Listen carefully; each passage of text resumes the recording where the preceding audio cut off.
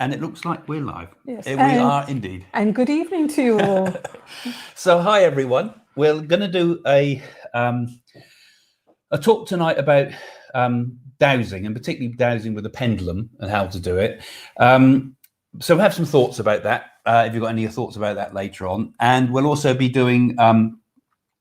We might try a bit of dowsing, but then we'll kind of probably open it all up just to general questions that you might have about anything to do with the paranormal and psychic world and spiritual things and predictions even, but so we're going to start off with dowsing tonight, but we're going to say hello to people as you come online. Here we go. For a little while. Hello. So a few minutes saying hello.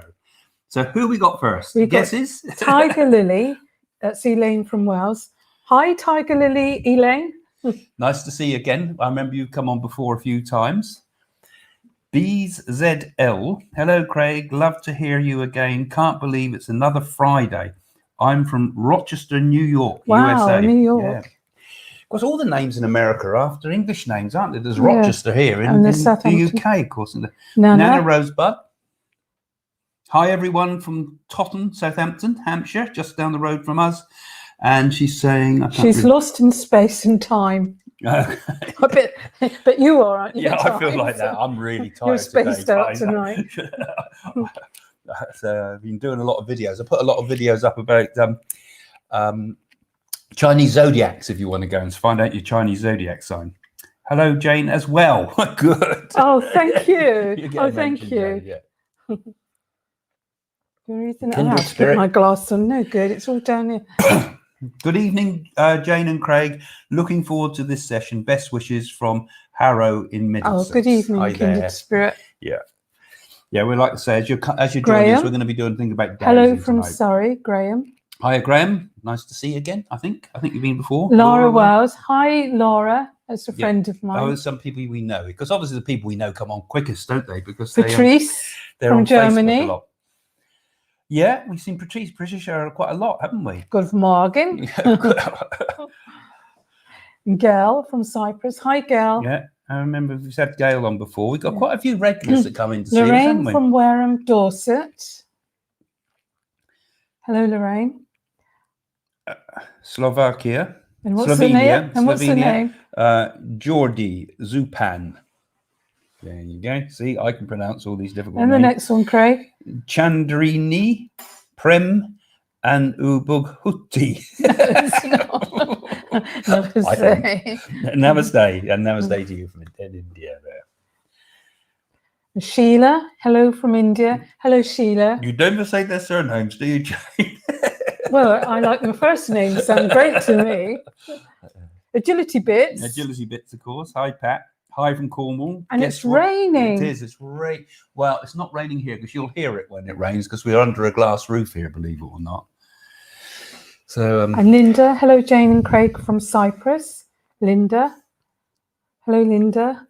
And if you're just joining us, we're going to be doing. And thank you, Timothy, for your donation, which we've received. Oh, thank you. And we've set up a new sort of donation, which I'll probably talk about not tonight so much, but we've got.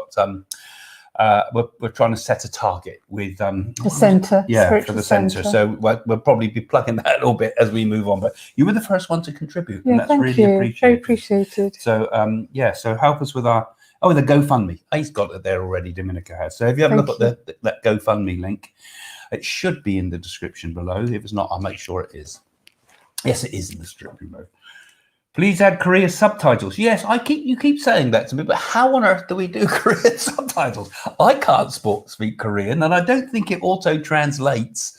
If people want to send us subtitles, we'll certainly upload the files, but I don't think it's quite as easy as Michelle, hi you two from West Coast of Ireland. Hello, Michelle.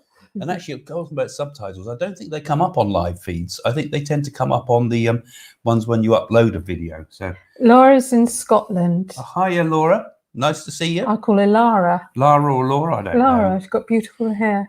One Uno Solo. Hello from where? Old Yorkshire. One Uno Solo. It sounds a bit Star Warsy, doesn't it? Yeah. Spring.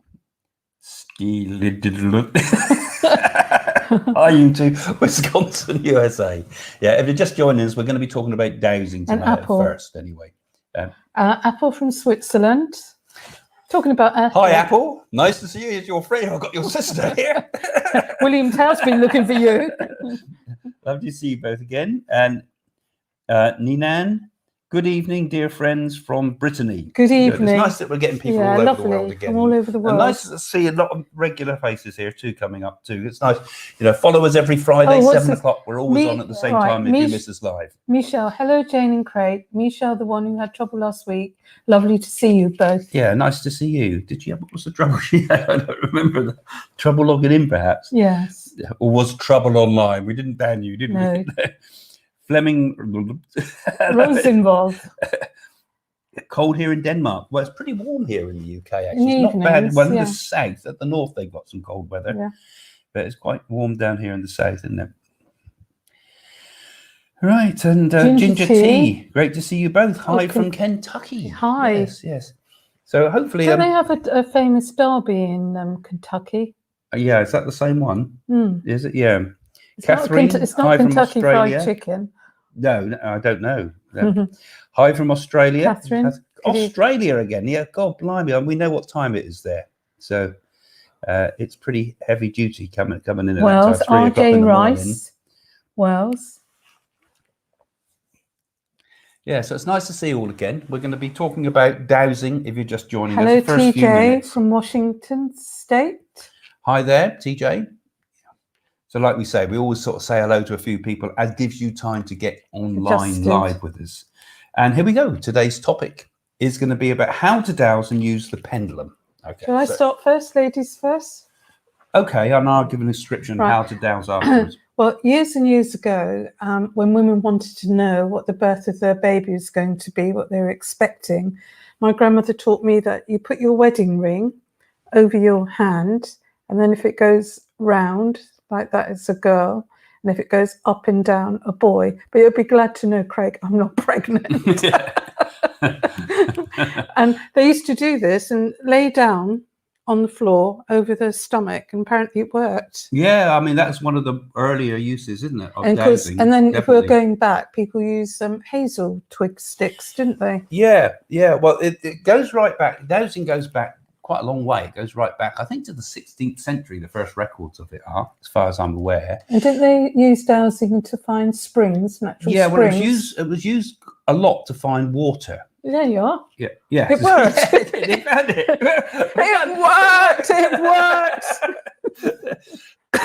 worked. Yeah, it was used a lot to find water, but you can use dowsing to find anything.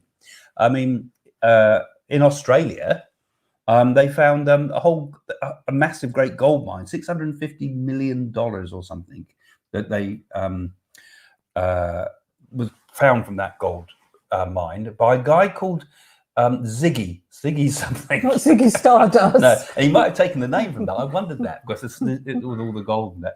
But no, there's a guy called Ziggy down in Western Australia, and he found a gold mine just using dowsing rods, and so it proves it can work. Even though on Wikipedia and things, if you have a look on Wikipedia, it calls it, this is a pseudoscience, right? It's unproven, No, it works. But $650 million, especially in the West Country, used to dowse a lot, and they used to try and dowse on ley lines as well. Yeah, well, we're going to cover all that. Yeah, so there's quite a lot to dowsing, really, I suppose. So if you go, so some of the earliest stuff, I suppose, is what goes right the way back to 16th century when they would use it for finding water. And like Jane said, you use a hazel twig. You can use hazel, willow, or peach. Those are the 3 woods that you can use for making the Y-shaped rods. So it's a stick with a branch in it, and you kind of hold it more like that rather than grip it. Some people hold it like that. Some people hold it like that. And the energy pulls. But the idea is to get it so that it will react. That's how I found Craig. I dowsed. And it kept pulling. Yeah. So with a Y, I can't do this. With a Y stick, it'll usually flip downwards when there's water. So you can use that as a means of finding water, and you can work out the depth as well by stepping back. and for the depth. And when it dips down from the point that you originally found, it will tell you how deep to dig before you get to the water. So it's an interesting thing, because how does it work? You know, I mean, it's obviously reacting to our body somehow.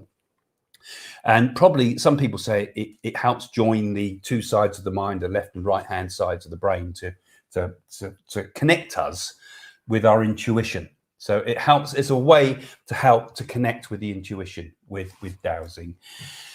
So it's an interesting thing to practice with and have a go with, because it's helping you to link and wake up your intuition. It gives you a kind of a practical way to try these things. So it gives you some measure, some way of seeing that you're connected. I think a lot of people would have dowsed to find sort of gold and treasures and things. Well, what you got, there's a way to do that. You see, what you do, the basics of pendulum. Well, okay, another sort of dowsing is also where you use the rods. I've lost my rods. I was searching for them today, so I'm going to have to dowse. I hid them. I hid them. Yeah. So we'll have to dowse to find the dowsing rods, and the rods, of course, were two. You can make them out of a couple of old coat hangers, actually, and then get two sort of rectangular pieces, and then stick them in a piece of tube so they can swing more.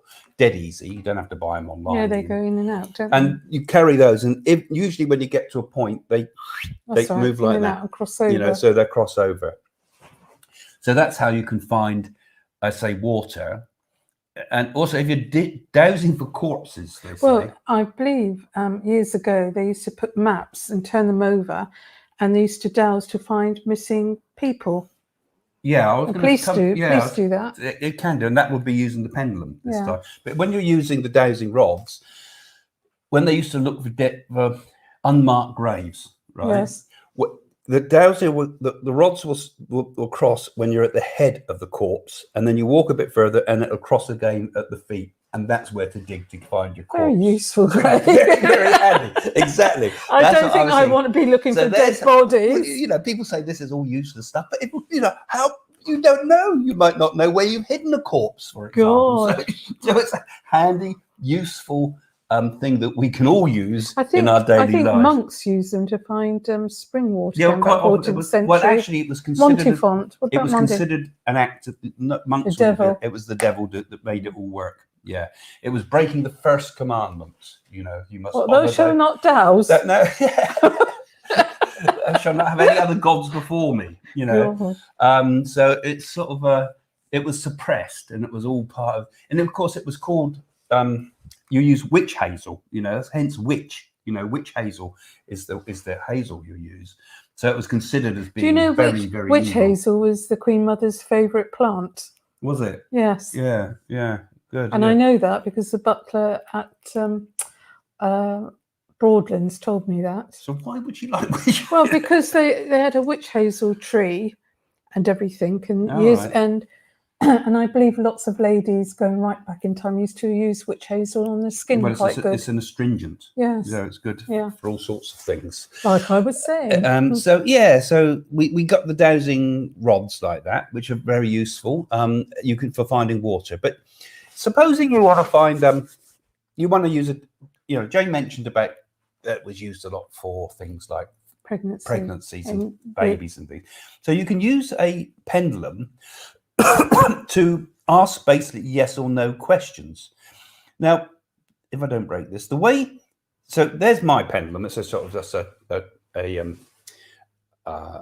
crystal on a quartz crystal on a string, on a piece of chain. You don't have to have crystals, but they say crystals are nice to use, and you're supposed to wash your pendulum every time before you use it. I don't think I've ever washed this one in my life. Doubt it. But that's supposed to be to clear the energy. Would you wash it in the seawater? Yeah, I've seen people wash them. I've seen people putting pendulums into the spring wells down at Glastonbury, for example. When we went down there, I noticed people doing that. So anyway, you cleanse the crystals, so you're supposed to do that. So now this is going to pick up on our vibration. Now, Jane said about yes and no, but what you have to, because your yes and no answer will change daily. Okay, so the way to find what swing means yes and what swing means no is to hold it over an object that you know what it is. So I'm going to move that other stuff out of the way. So I have an apple. Okay. So if I want to find out what my yes swing is, I know that's an apple. So I hold the pendulum over it and say, is this an apple?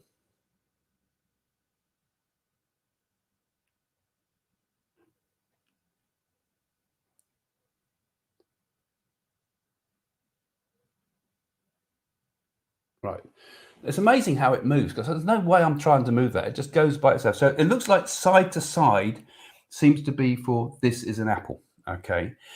So now I know it's an apple. So I ask it if it's something it's not. What can we ask it it's not? If it's an orange. Okay. Is this an orange? I was going to say something a bit more crazy, but okay. Is this an orange?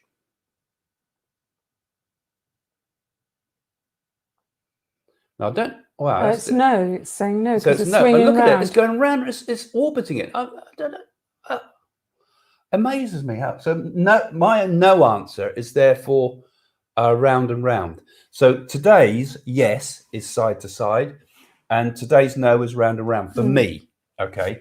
So each of you, if you try that, you can go and get a ring like Jane's doing. That's the easiest way, isn't it? Really, Yes. a simple ring on a piece of wool or string or whatever. So let's try yours. So you're going to ask, is this is this an apple? Just to see. So if it goes round and whatever round, it does is what is this is a yes answer. Is this an apple?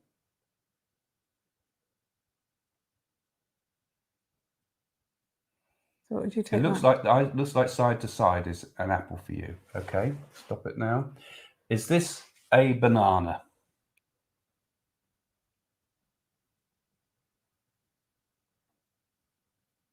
I'm not moving that or No, it just does it all on influencing its with the own. mind. No. No, it looks like yours is going round and round, like yours is kind of orbiting it again. So you got the same as me today, then, haven't Yeah. you? It looks like we're In tune. yeah, it's going on an orbit. So easy, isn't it? So once you know yes or no. Well, you could do that for dating, couldn't you? Is this man suitable for me? And if it goes round, I go, forget it, baby. Burst into flame. Yeah. So that gets you a yes and no answer. So once you've got a yes and no answer, you can do all sorts of things now. We can ask it yes and no about all sorts of things. Now, people use it for clairvoyance. So they'll say, you know, is this the right person for me? Like sort of thing. Or, you know, will this happen or that happen? And you can ask I bet people have tried it for lottery numbers. Oh, yeah, well, you could do. You could try it for lottery numbers. Never heard of anybody winning it with using Pendulum. But you can also use it for finding stuff. So you can hold it, like Jane said earlier, over a map, you know, so that you can find, you know, is it in this part of the map? Is it in this part of the map and this part of the map? But one of the best ways, if you're going to do it with the map, is literally square it up. So you put A, B, C, D, E, F, G across there, 1, 2, 3, 4, 5, 6, 7, 8. And then is it in square A1? Well, is it in square A2? Is it in square A3? So you can just go through them systematically. People are actually trying doing that experiment now. Agility. Yeah. So it's okay. So you see what I mean there. You've got yours is you've got the same as me actually today. So it's different for each person, you know, and it will change for me. That's how I think of it. I always just test what my yes and no answer is beforehand. It also helps you to know if you're connected. I think another good experiment is really if you were blindfolded, you had an eye mask and somebody wrote answers down for you and test it for dowsing. You know, like if you want to ask a question, for example, should I go ahead for a house move? And then if it went round and round, it was saying no. And if it went up and down, saying yes, and someone could write the answers down. Or we could, someone could ask us a question, we could try it. Yes. So someone want to ask us a question that requires a yes and no answer. Nothing too serious, like should I blow my brains out with this revolver? Something simple, right? And we'll just see whether it gets remembering us side to side and around and around. We'll see we both get the similar answer. So you put a question up someone that you need a yes or no answer to. All right. Is that Niccolo Avocado? Something simple, and we'll just see if our yes and no answer works for you. Just trying to see some remote dowsing. Oh, did we see one? What's the best crystal to use? Oh, okay. Well, you can use any crystal you like. I mean, whatever appeals to you. I'm just using a quartz here. Quartz, I think one that you're drawn to, really, don't you? Yeah, and actually, you know, crystals it's not essential. People get a bit carried away with meanings of crystals and things, I think. I mean, I just liked a crystal. It was quite nice. It seemed like a practical use I for a think I crystal. bought you that. Might have done, yeah. Do you know what I bought you? Do you? Some woman bought it for me. I can't remember which Oh, well, one. good luck to her. So yeah, you can use any crystal you like. They do use crystal ones like this when they do this chakra balancing business. They hold the pendulum over chakras, and when it sort of spins around the chakras, it's supposed to help balance the chakras. I think it's a load of baloney, but anyway, I just mention it because that's what people talk about. I don't have one, but please can I ask, will my family get our forever home this year? See, that's a bit too much of a question, isn't it? Well, we'll try it. Okay. Now, don't take this too serious. This isn't full-on clairvoyance. This is just an experiment. This is light stuff, right? Will Billy Dyer get a forever home this year?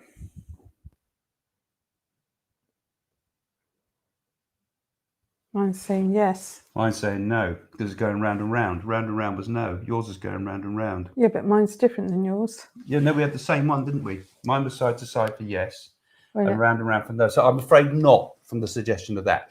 However, don't take it too seriously. This is just sort of intuitive things go through. But by this year, she said. I said, I thought in my mind Christmas, didn't I? So this year is more Christmas, isn't it? So that's the answer from the pendulum. But I'm not necessarily saying. I'm saying this is quite light stuff. I don't think people should take pendulum stuff too seriously, because I know that a lot of people sort of start asking all sorts of questions. I think use by it the for pendulum, nature, really. and it's reacting to your unconscious It should mind. be for nature. So we can try another one if someone wants to put another one up. Is today Sunday? Okay. Now, remember, how does yours go? Remember, side to side was yes, round and round is no. Is today Sunday?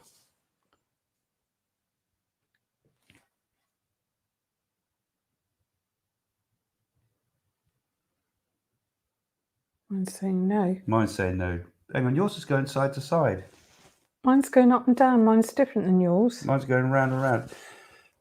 We tested them both and we had the same to begin with, Jane. I know. The test So it's yours. going round and round, yeah. So mine was going round. Mine said no. But then that's kind of a bit obvious because I know that it's not Sunday today. So are you sure about that, Craig? Yeah, mind you, it does get a bit more difficult as you get older. But so, and you need something where you just don't know the potential. So, someone asked us a question.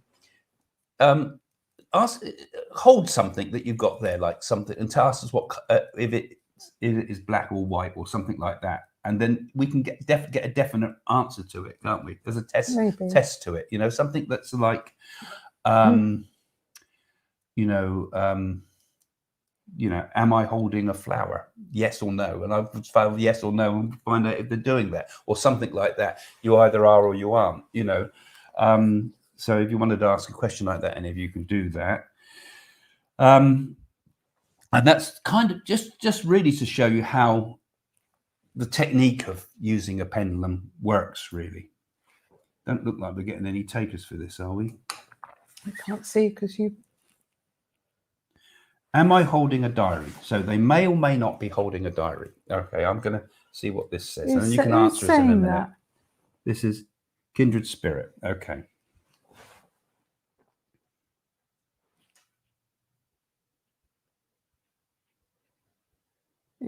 I would think the answer to that is a book. Mine is saying yes because it's going side to side, which is my yes answer. I'm getting my yes answer. Mine's saying a book. So I'm saying yes to that. I'm saying a book. Let us know, kindred spirit. Reasonably quickly if you can, so that we can keep it. Timothy, am I holding a pack of playing cards? Right, let me just do this and see. Okay, so this is to Timothy. Yeah. Am I holding? Well, I'm going to use my intuition. I'm feeling it. Angel cards.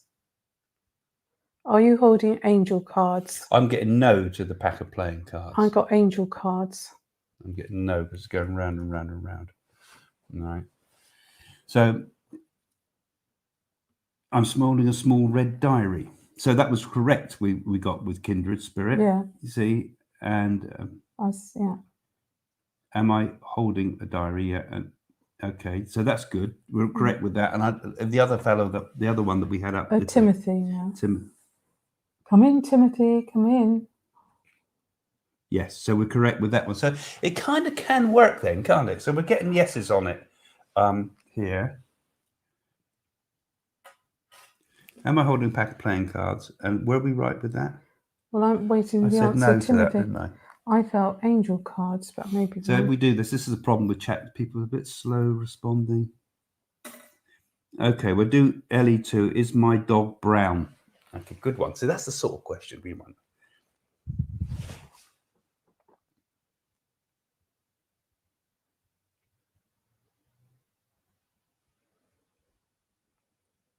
You getting? I'm getting a yes. Yep. Is it going round and round? Yes. Yeah. What's going round and round? I'm getting what I found as my yes answer. Yes. Yes, I'm saying.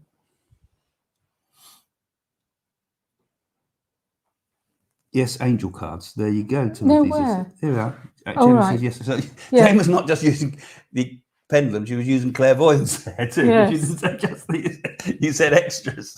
There you go. That's an interesting one, isn't it? So it wasn't playing cards; it was angel cards.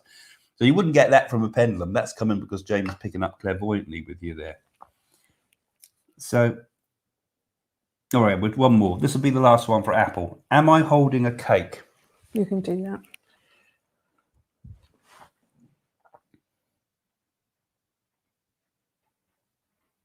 It's not sure.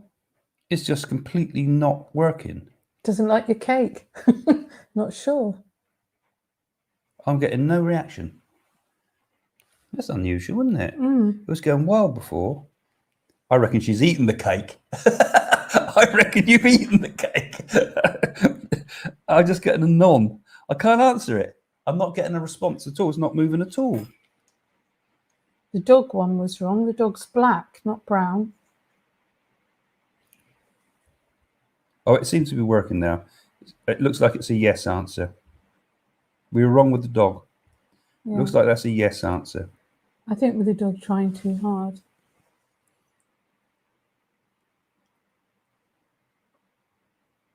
No, she's black on the dog. Okay, we got that one wrong. That's why I say you can't take it too seriously with this, but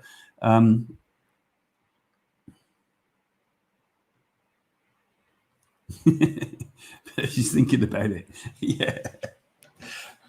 Okay. So anyway, what's that drawing you got? Oh, that was I was going to talk about dowsing earth energy, but I needed my dowsing rods for that. Really, that was just some illustrations I was going to use for it, but I couldn't find the dowsing rods.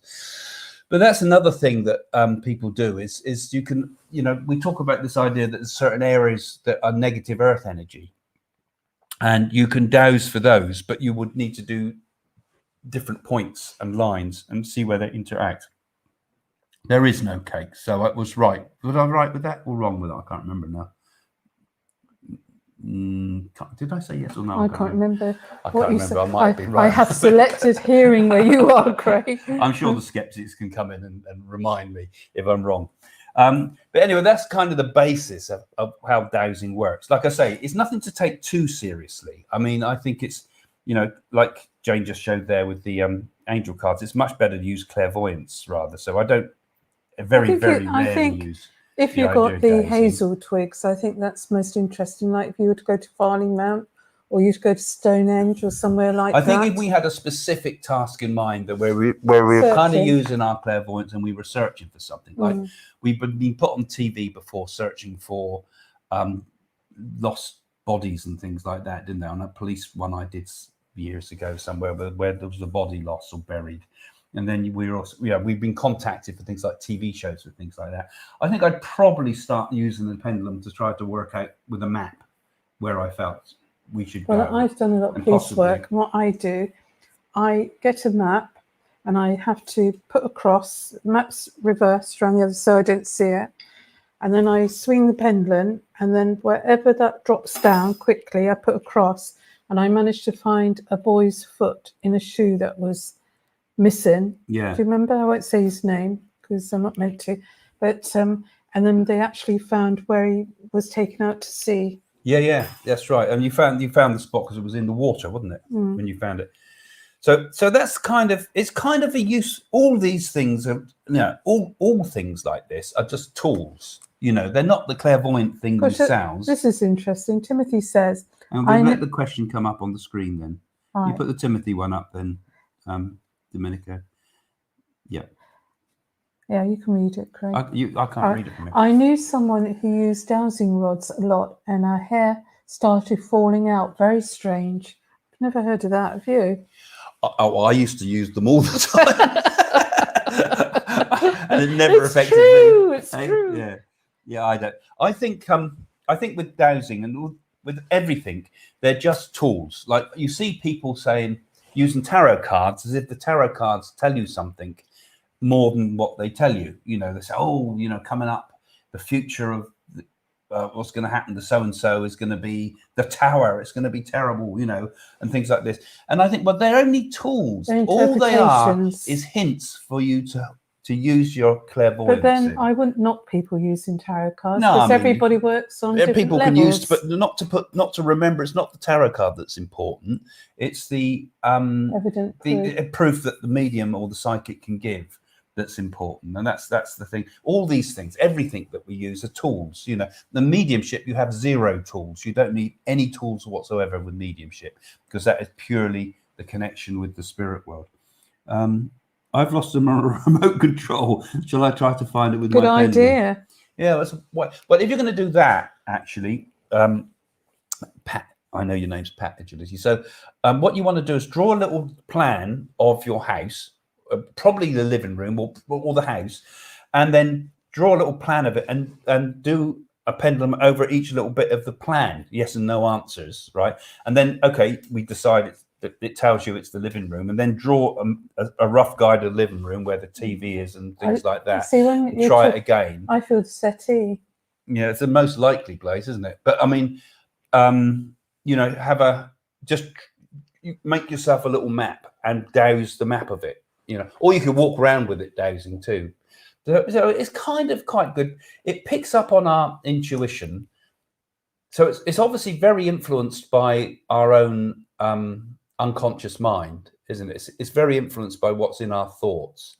Yeah. And so it's also therefore, like a Ouija board, very influenced by our hopes and fears. And that's why you shouldn't ask it for too serious questions. It's like projecting your thoughts, isn't it? Yes, it's picking up on it will pick up on your clairvoyant stuff, but you can't assume it's picking up on clairvoyant because it's picking up on what you're thinking a lot of the time. Like I said, this is why I say to people, you can't really use the Ouija board for anything because it will pick up on what you're thinking, not just about what you're picking up clairvoyantly or what the spirit world are giving you. And it's exactly the same with the pendulum. So, I've known some people get a bit too carried away with pendulums and they start asking every question that they should ask about life from the pendulum. Probably not a good idea. But I think it's something quite interesting, useful for finding water, useful for finding lost remote controls, perhaps. Let us know how you get on Agility Bits because I know you come on here regularly if you find that. So anyway, that's the basis of pendulum. I don't think there's much, unless people have got some questions about this, have some questions about it, and we can start to open things up a little bit more now into a sort of a more general sort of questions, if you like, about the paranormal world and whatever you'd like to ask. So if anything about pendulums, ask about that, or anything about any other issues, we can ask about that. And Jane and I will take your questions now. So yeah, there we go. And now we just wait for a question to come up. Here comes one. What's it say? I knew my ex was cheating.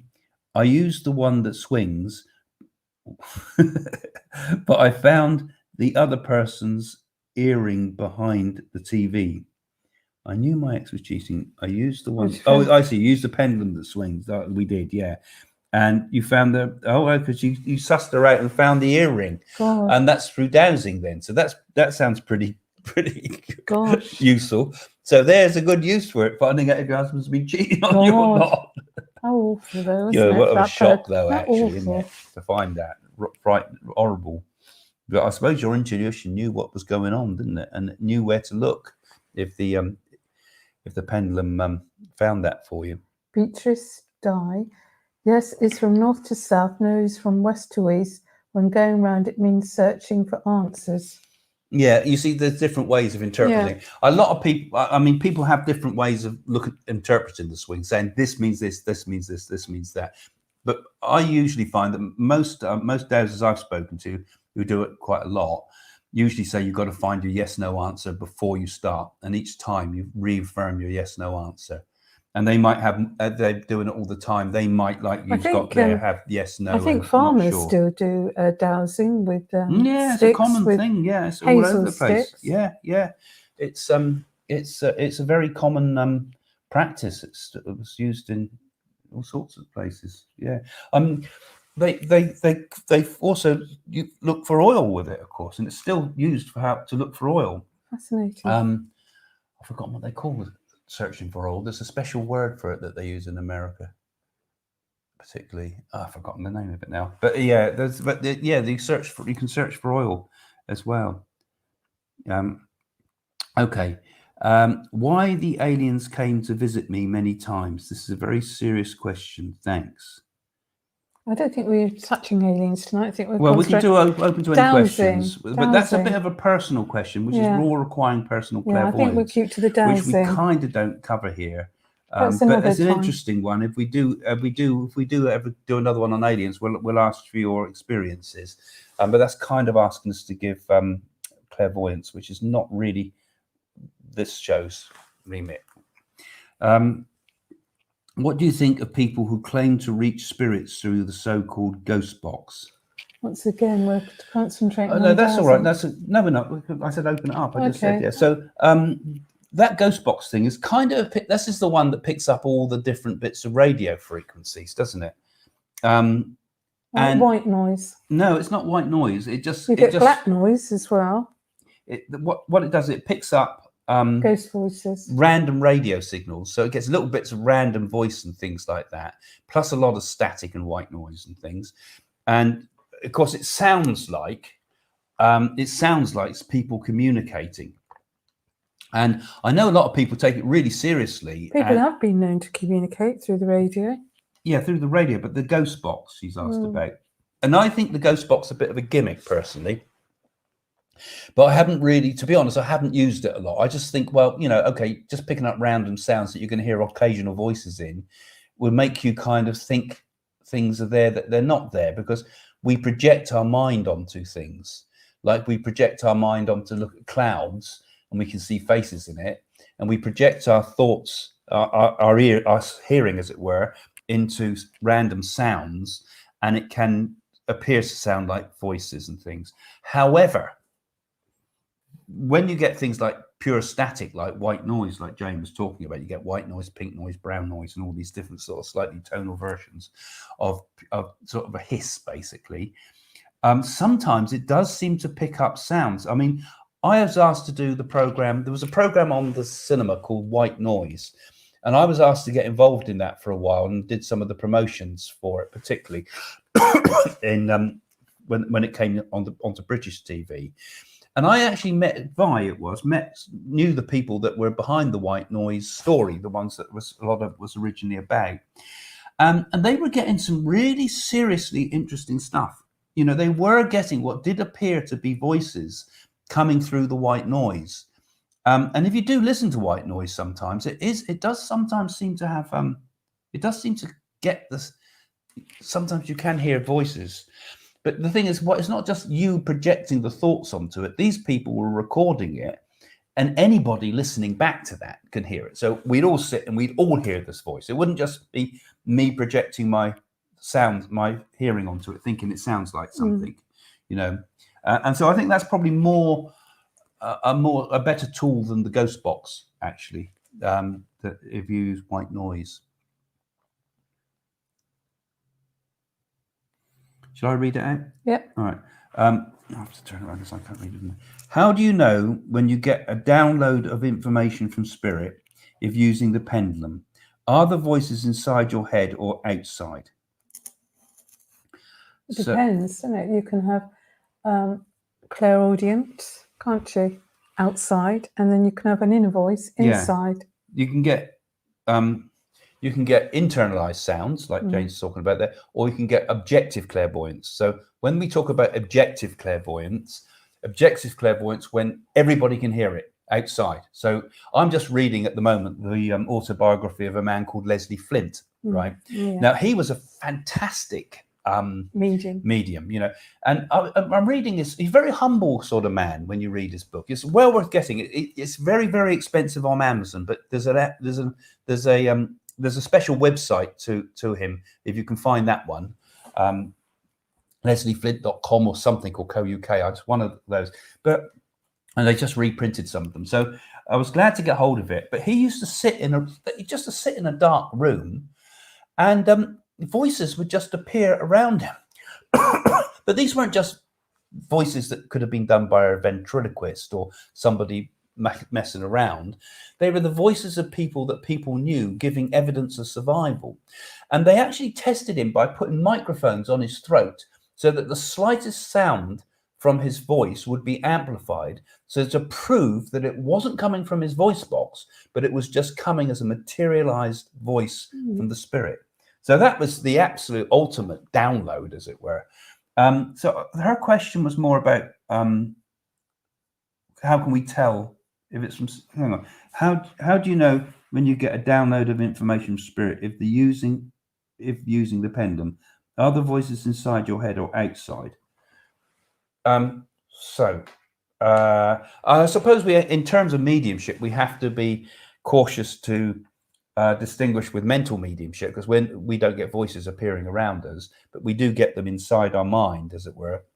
And it's very difficult at first, when you start developing mediumship, to distinguish between what is your voice, as it were, your own personal internal dialogue, as it were, because we all have an internal dialogue of some sort going on in our mind a lot of the time, and we all think differently, but most of us might be thinking in words sometimes.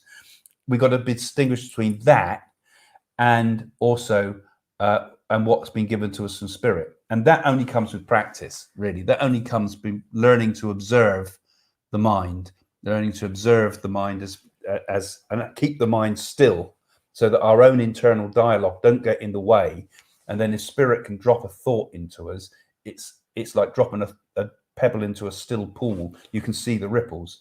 But if our mind is agitated, then you can't see the pebble dropped into the pool, because there's no clarity. I mean, so I think that answers your question. I might have misunderstood. I mean, the late Doris Stokes, she used to work very much with spirit children that used to come through, didn't she? And she could sense them, hear them, and clairaudently hear them.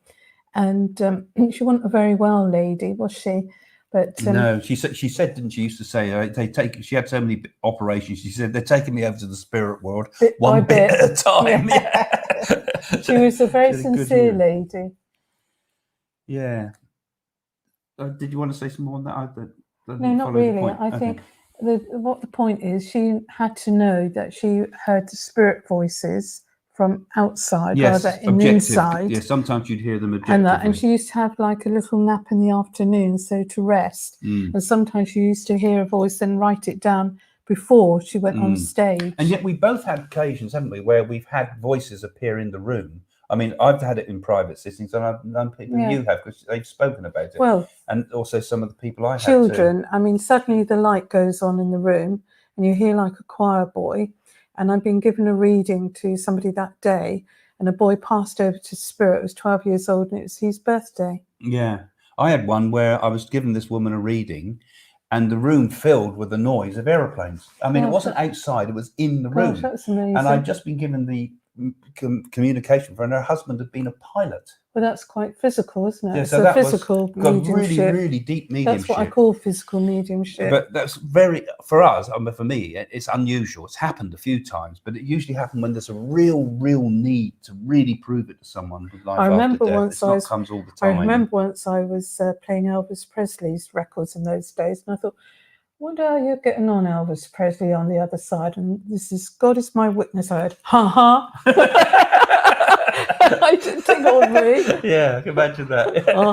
Perhaps it was a spirit Elvis impersonator. No, it was. Yeah. Ginger T's asking, is it possible that dowsing is somehow connected to Ouija board? tuning into our intuitive thoughts. But that's kind of what I was saying earlier on. They're tools, and you've got to be cautious because, you know, the Ouija board will pick up on your hopes and fears, and the same thing with the dowsing. And can I say, with Ouija board, you're meant to have a very experienced medium that's in control, a control medium. Otherwise, people are asking it things and that, and then if somebody's got a weakness, say drinking or drug abuse, or that, it can suddenly, what I call an entity, take them over. Yeah, I think you're dealing with difficult things with Ouija boards. I mean, you are also with the pendulum. You're dealing with your unconscious thoughts as well. Right. So again, this is why I say don't take it too seriously. Don't get too hooked into it. It's the same way with the Ouija board. Really, one's got to be cautious. But I think it's a useful tool, and in the right hands, it can be useful. But remember, if you're wanting to develop clairvoyance and mediumship and so forth, always rely on your own intuition. Not necessarily about what you see in front of you in tarot cards, or what you see in front of you on a pendulum, or what you see in front of you with a Ouija board. All of it is first and foremost, we've got to trust what we're getting through our intuitive thoughts. We'll hear it, we'll feel it, we'll sense it, we'll see it. You know, that's what matters. The rest is just well, I suppose you could say also dowsing, say like in the olden days, so naturally opening their third eye, weren't they? To actually it's connect connecting you with your intuition. Third eye. Yeah, it's and your brain and your rest of it. Right, Craig. We've got a tiny little screen here. It's like a squint to look at. So when I use the pendulum, why will it swing very fast near my head and slow down if I lower it? You've got too much going on in your head. I don't know. Well, it's something's making it swing, and it's probably us making it swing. It's probably when I was holding it and doing around the apple, it seemed to go on its own, have a mind of its own, and you'll find it gets the mind of its own when it does this. But something still makes it. It's not the spirit world making it swing, is it? It's maybe not even my energy making it. Well, maybe it's my energy. We don't know. Or maybe it's just my brain connecting with it. So it might just be the way you're connecting with your thoughts, I think, with that. Would you say? Yeah. Yeah. We got Boo just arrived down here. Yeah, he's just put his thoughts on his food. Kit's saying here, are there better stones for dowsing than others? Examples: crystals, lapis, malachite, quartz, sardinia, and topaz. Well, I think you personally have to choose a stone that you're comfortable with and hold it. That's what I think. They like they say with the quartzes and all the rest of it, that they have different sort of energies, different resonances. They're almost like different colors, aren't they, of vibration, really? And I suppose I would have thought with a lapis blue crystal, lapis blue would be connected to somebody very creative, a creative person. Yeah, or artistic as well. I would have thought. You see, perhaps if you really wanted to get into this, you could think it in terms of that different ones could have like a different set of golf clubs. You know, some are sort of more subtle, some are much more whack-it. You know, I thought you were going to say a set of gothics. I don't know why I chose golf clubs. I hate golf. I don't know. You've never played it. Yeah, I have played it. We used to do it at school, so we didn't have to go. We used to sit and play Monopoly actually in the clubhouse, but so we didn't have to do anything. Anyway, so I would have said that a different ones you could almost choose for different vibrations. Like I would have said a quartz. I always think quartz is quite a strong energy, quite a harsh energy in some respects. I always think pure white almost. And rose quartz really good for healing. If much you put softer it over, energy if you because of its coloration. Dowse over somebody and you had a rose quartz, that could help healing. So I mean, there's whole lists of what all the different crystals mean that you can go and look up. I mean, how they know that, I don't know. But, you know, who says that I think this means that? Amber's quite nice for psychic protection. Yeah, I think it's a psychological thing. And I think if that works psychologically for you, then it helps you with your vibration level. Like amber, I would say, if you're trying to dowse something to do with the distant past, because remember, amber is millions of years old. That's right. So you could use it for dowsing about something for the past, and I think that would be quite useful. Yeah, I think that'd be good. And write it down. All the stones are millions of years old, but it's a millions of years old living thing, isn't it? Mm-hmm. And I think, like I said, quartz I find quite a harsh energy to it. But then, like you say, amethyst is more intuitive sort of feel to it, I would have said. And rose quartz is More for healing. Much more Love. feminine energy, much more Love. childlike. There, So if you're Craig. searching for a child, maybe a lost child, you could use Kindred pink. spirit. So can a pendulum provide useful predictions for the future, or does it answer questions that relate to the present or past? Well, like I say, it's a tool. All it's doing is helping connect you with your own predictive ability. Yes, Wouldn't you say that? Yeah. Or with your own retrocognitive ability of being able to see the distant past, or your own remote viewing ability. All it is a tool. And it's not ultimately. So it enhances and perhaps gives you another insight into what you think you're getting internally, and it might help to objectify it and give you a way of sort of expressing it. Because what we're like, we don't believe what we're thinking or what we're getting sometimes. So maybe it can help you to sort of bring it to the surface, as it were, things that are in your unconscious mind.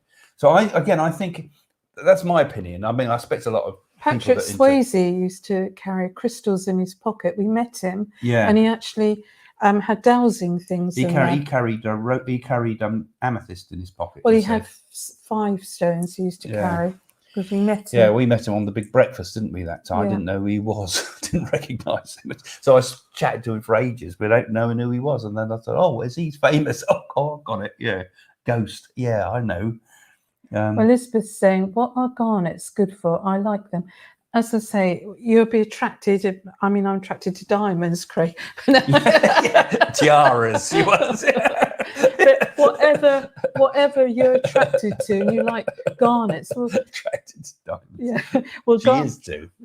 Garnets. So I would think garnets very medieval. Perhaps that links with the past life for you. Garnet's a very dark stone. Yeah, so but I think that's medieval. It's probably why you're sort of attracted to it and you like garnets. Yeah, probably a personal connection that you might have that. Connection, strong. blood. It's a strong stone, isn't it? I think Anne Boleyn, they give Anne Boleyn had one. They give all these meanings to the stones, but actually, I don't think the meanings for the stones goes back centuries. I think this is something more modern day. Some might do. Actually. I mean, a garnet, blood, like a bloodstone, a garnet, red garnet. People like them. Anne Boleyn wore one. Off with her head. It didn't bring her any good luck, did it? I remember when I was in India. You've probably seen. Hopefully, go and look at it if you haven't seen it. The program I made, Mystic Journey to India. One of the bits that we had to cut out because there was a bad fan noise in the background that was interfering with the filming, so we couldn't use it. But it's on the roughs, which I'll put up later on, actually. But they gave me this ancient. I was doing some psychometry, so I sort of practiced a bit of psychometry in this guy that had a whole collection of ancient things that had come from Tibet and things like that. So we tried a little experiment where I would hold the object and see what I could tell him about it, and he would give me what he knew about the history of those things, because he knew who sold them and things. That's how I ended up buying that Shiva Lingam. But he gave me what was a magic wand type thing, which was used for healing, it was all covered in crystals and all different types of crystals. And I was thinking, oh, I'm not into all this crystals. This is all a bit Californian. Sorry for those in California, but it is. It's a bit Californian, this. I can't handle this. Oh, you're so pretty. And I held this thing where I was all open and tuned in because I'd done a few objects before, and held it, and pow, it really, really hit me as like a really powerful energy. That's what I say. Hey, man, you're so beautiful. Yeah. So there's me on the one hand saying, where do they get all this from? But actually, ancient India seemed to know about it. Oh, they do. He told me the name of this thing, and I couldn't work out what the name was. It wasn't a wand, but it looked a bit like a wand. He called it a Y something or other, but it was some strange Sanskrit word. But yeah, it was very powerful. And I said, what's it used for? I said, this is healing power. And he says it's used for healing, and we would touch them as a healing rod, and other magical acts. So perhaps there's a bit more in it than And sometimes I look down my nose at crystals, but I shouldn't because that was pretty powerful. A lot of Americans on here, they enjoy. Let's just move that across. Right. So you're looking at the ones rather than ones on the screen. I believe that being a medium is a definite spiritual gift, but some mediums hardly use their gift in a spiritual matter. Ego, bad intent definitely have the gift. I don't get the juxtaposition. Yeah, it is a spiritual gift, but you don't necessarily have to be spiritual to have it. Would you say that? Well, there's different levels of mediumship, Because isn't there? yeah, there's different levels of But where all mediumship. this ego is coming in, like the ego and everything like that, I mean, sometimes a person might not want to be a medium, or sometimes they've got a gift and they try to hide it, and then they're meant to use it later on in life, would you say? Yes, but a deeply humble person like myself, you see, gets rather upset by people with big egos. I think a medium has to be kind of a bit gregarious, perhaps an extrovert, because you've got to Sense of humour. you need a sense of humor. You need to be able to project yourself. All spiritual must got sense of humour. Look at the Dalai They have. Lama. Yeah, even Jesus might have had one.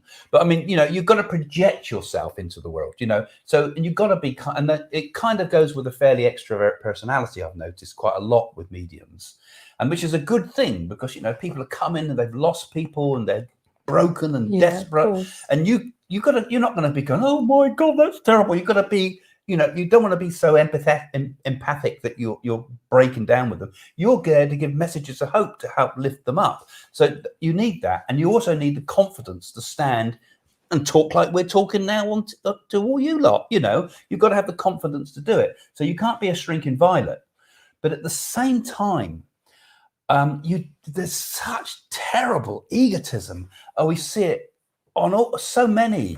Even in spiritualism, spirit's telling me that I can't be wrong. They go, don't they? They never say they could possibly get it wrong sometimes, don't they? Yeah. And those ones that have got the big egos, I notice have got the least evidential messages. They never seem to give any real proofs to what they say, And I think I don't know how it happens, but it does. And yeah, so to answer your question, not all just because a person's if a person calls themselves a medium, it doesn't necessarily mean they are. You have to judge them by their fruits, as it were, what evidence they give. And also, if they say they're a medium, it doesn't necessarily mean they're a spiritual person, because it can come through a broken instrument as well.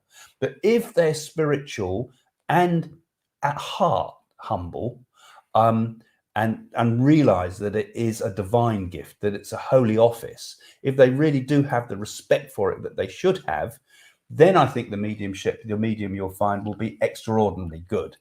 But the ego gets in the way. When the need is great, then it will work. Yeah, and the need is also very important too, isn't it, Jane? Yeah, absolutely. Okay. It will always come when the need's there. Do you want to say something? I'll let you talk. I'm so enjoying glasses. That's what it is. She doesn't like you seeing her with her glasses on. That's true, actually. Very good psychic, Craig. Yeah. Craig and Jane Hamilton Parker. Always enjoyed your videos. Listening from Massachusetts, USA. Hello, everyone on YouTube. Oh, yes. Well, that's nice of you to say that. So if you've got any more questions from there, you're welcome to say, how are we doing on time? Are we coming to the end now? I don't know where we are. Oh, crikey, we're coming up to the end of the time. That's why we're getting one or two of these hellos and goodbyes. So it's last questions now. We'll have a short little session afterwards with Domenico afterwards. I'm saying short because Domenico's, I'm pretty knackered today, but we'll have a little talk with Domenico after the show, so you can welcome to see it, to have a chat with us afterwards. We won't have an intermission, I don't think, tonight. Oh, okay. I don't think we haven't got intermission. I haven't put an intermission video up for it. Okay. And just as we're saying on the screen there, thank you to all the patrons, because those of you that are patrons and helping us, we've got some big plans, but we're going to need quite big money ultimately if we want to do what we intend to do. So if you're helping with the supporting of the channel as a patron, it really does help us, to find the time to do this, also to get the equipment. And we've also got Domenico and all the rest working in the background. So it helps us, and with the equipment, but ultimately we're getting a media center together, somewhere where we can really start to, where we don't have to set it up every day, where we can sort of just go in, switch the lights on, and we're there, and where we can start to do a little bit more serious productions. And that comes if you help us as a patron, or if you help us on the fundraising web link that he's just put up now as well here. So all of that helps us to take it a stage further, because we want to do more than just chit chats like we're doing now. I mean, this is all fun and you all enjoy it, but we can do an awful lot more for this. And we really want to reach out and do something on a bigger scale. So help us, fund us. And those celebrities out there that have been to see me and Jane in the past, I know some of you do watch us still. Dig into your pockets and give us a nice big tax-free cash. Are you hearing us, Justin Bieber? He's not seen to see this, so they should say that. But anyway, yeah, so we're going to be saying goodbye now, I think. So let's just say bye to a few of you. And thank you for joining us tonight.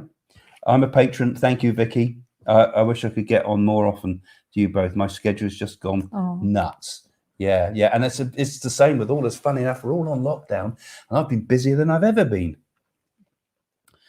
And so, yeah, so thanks for joining us, folks. Do you think people are born to be mediums? Oh, Absolutely. We're going back on to questions. Yeah, mediums are born, they're not made. But you might have a mediumistic gift when you're born, but you need to train it. It might disappear because you've never been able to use it or never realized what it was. So it's partly you have to have it to begin with, and partly you develop it. Do you think people are born to be mediums? Yes, that was, I just answered that. Yeah. Yeah. I think it's a destined thing too. I didn't want to be a medium, I didn't want to be a medium. And I was I just felt I had to do it in the end because it was such a beautiful gift. Thank you. Both have been great light during these times. So comforting. It was that some are mediums 100%, but not spiritual. That helped. Yeah, that's good. Good. Yeah, and that applies to all of them right the way through history, and some have been absolute, complete and total frauds. So you must learn to question, all of it. Everybody, us too. Always open your mind. Thank you, Jane and Crane, for an interesting discussion. Have a great weekend. Yes, and you too. Weekend? Yes, I'm hoping it's the weekend. Weekend, not weekend. That's quite funny about the celebrities. Yeah. Well, they do watch us. I know you do. So, very cool. I support you on your goals. Thank you, TJ. Yeah, thank you very much. It's nice to hear. Yeah, that's my little talk at the end. Good night from Australia. Yeah, and you need to get some sleep. I tell you, Carol, you're going to be shattered in the morning because it's about 3 o'clock there or later. Douse yourself to sleep. Yeah. You'll be dreaming of dowsing, won't you? Yeah. My daughter Katie loves her readings with Jane. Thank you. That's nice. Thank you. Yes. Who's Katie? That's Nana saying that. So her daughter must have come to see you. Oh, right. That sounds nice. Yeah. That'd be quite nice to get some of the people that have had readings with us to talk about them, actually, sometime. That would be a nice thing to do if any of you are listening. Thank you, Jane and Craig, as always, from Kindred Spirit. Thank you, Kindred Spirit. Have a nice weekend. Yeah. Bye and thank you. Who's that from? That's from Jan Rolf. Rolf. That's nice. I can hardly see it because the light's too strong in here. Lorraine saying thank you both. Thank you, Lorraine. Thank you, Lorraine. You all for coming. So I suggest we're going to be good night to you Sheila. both. Thank you. Yeah, we're going to be chatting to Domenico afterwards, so you can stay tuned. Selena. And have a quick chat with Domenico. We just a after show natter we have kind of thing. Thank you, this is Selena. She's just printed off about dowsing. Oh right, yeah. Thank you. And actually, my book, the Psychic Workbook, it tells you all about dowsing, and so does Psychic School. I think I put it in there too. Yes, I did, in both those books. If you want to learn a bit more, I did do about how to dowse ley lines and things like that. So it's the Psychic Workbook, which was my first book, which is a bit hard to get hold of now. But Psychic School, it's a better book. Do you want to read some? Yeah. Contact Robbie Williams. He's very interested in this stuff. We met Robbie Williams. Well, when he first started in Take That, when we were on the big breakfast. Jane had him running around getting cups of coffee for us. I didn't know who he was again. He didn't mind. He was a nice but that was boy. when they were just starting out, when we were on the big breakfast. I know he's very interested in the stuff. He was quite a fun fellow, I remember at the time, wasn't he? He's moved to Switzerland now. Has he? Goodbye from Chicago. See you later, Chicago. Thank you for joining us. Namaste. Namaste, Nana.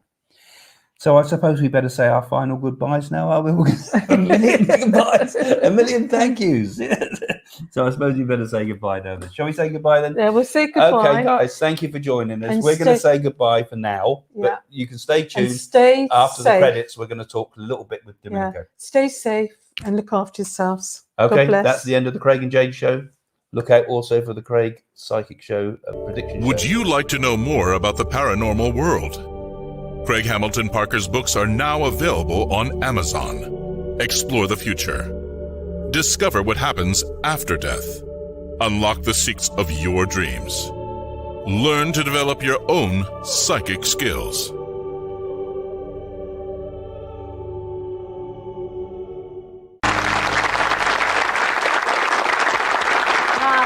who are telepathic should be able to watch the next item if their set is switched on or not. An old joke, yes, you didn't find it very funny. But Craig Hamilton Parker is a psychic who believes it's entirely possible to read another person's mind. Now, Craig says that anyone should be able to do it with a little practice, and we're going to put that to the test. Now, what kind of image is it best to project? Experiments have discovered that it's better to work with something that is like emotional, something that has some feelings involved in it, because we respond to telepathy not just with thought, we respond to it with the whole of our personality. So we pick up the feelings as well as the thoughts and the pictures. Okay.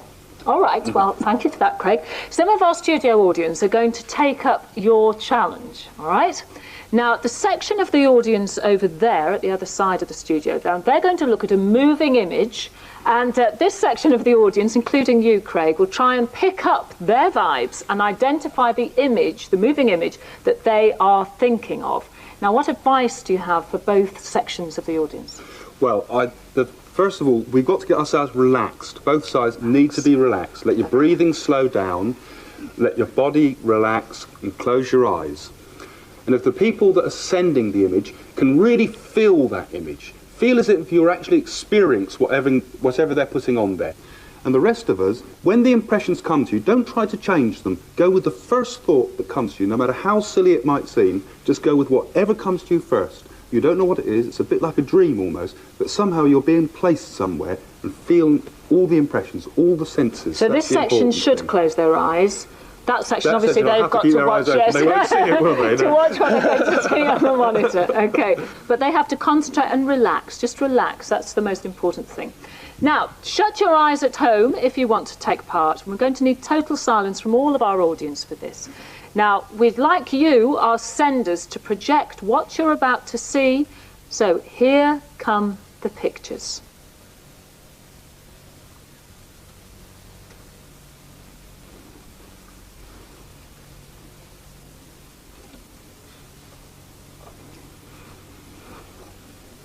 Right, the senders have sent their thoughts. Now let's see if anyone has received them.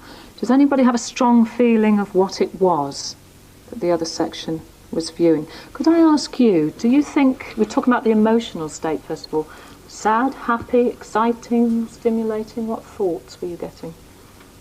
Happy. What about you? Brightness. Brightness. Anybody back here? What were you feeling? Happiness. Happiness. Were you getting any strong? Sunshine. Sunshine. Okay. All right. Well, let's come to you, Craig. What did you get? Well, I felt the light with it as well. I also seemed as if I was some extreme of temperatures too. There might have been something like that involved. But I felt more excited. I felt like something very fast was happening. Something slightly nerve-wracking. It could be fun. Maybe something, I don't know, maybe we're on a helter-skelter or something like that. Okay, well, we'll put you out of your misery. You should have been getting thoughts of this. Spectacular crashes from saloon car racing as cars, crashes, speed, and you did say fast, nerve-wracking, which that must be. And by the way, no one got hurt in this. You said fun too. People do it because, for some unknown reason, they get fun out of doing things like that. So I would say that you were pretty accurate, and the rest of you were useless. Yes, I'd stick to hearing things if I were you in the future. But thank you very much for everybody for taking part, and particularly to you too, Craig. Thank you.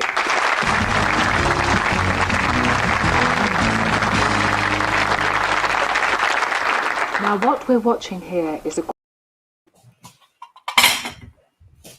Are we back live? We are back. You won't Can't be hear ready. you, Domenico. Can't hear you. I'm getting some tea. He's just getting a cup of tea and he's going to get some cake. You won't be a minute. Maybe he will. Right when the video stopped. Oh, yeah, right. This is a cake I made earlier today. God, what have you done? Ooh. I'll get us a cup of tea in a minute. Can we hear you, Domenico? Can you hear me? Yeah, I can hear you. Yeah, So I you would can offer hear you me. a piece of cake, but I'm afraid I can't hand it to you because you're miles away. Oh, we had pizza actually from a pizzeria in Agent. Oh, pizza. I had a pizza. Yeah, That's unusual. Daniel, I didn't think you Italians liked pizza much. why? From Naples. No, Danielle got this. She went to this pizzeria in Agent that everybody was saying it's really good. And was it? No Oh. good. Eh? They've got a new pizza place opened up the road. They haven't had the opportunity because of lockdown.